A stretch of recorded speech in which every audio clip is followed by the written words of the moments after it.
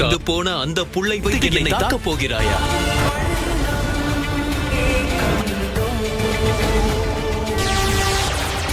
பிரம்மாஸ்திரம்.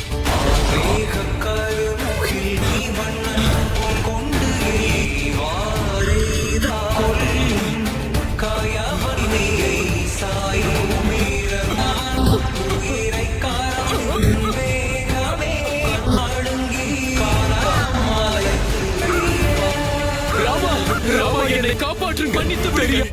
எதுவும் செய்து விடாதீர்கள். மன்னித்து அறியாமல் நான் செய்த தவறை மன்னித்து விடுங்கள். இனி மறந்தும் இப்படி ஒரு தவறை செய்ய பெண்கள் எல்லோரையும் என் தாயாகவே பார்ப்பேன். என் உயிரை காப்பாற்று தாயே.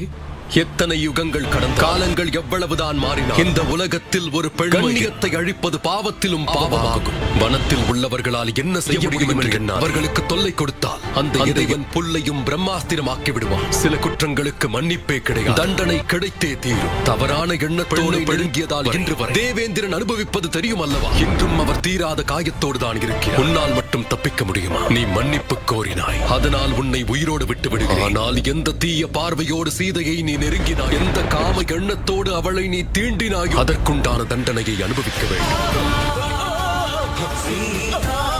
என்னை மன்னித்து உயிரோடு விட்டதற்கு நன்றி. நான் வாக்கு கொடுக்கிறேன். எப்பொழுதும் எங்கேயும் எந்த ஒரு பெண்ணையும் நான் தவறான எண்ணத்தோடு பார்க்கவே மாட்டேன்.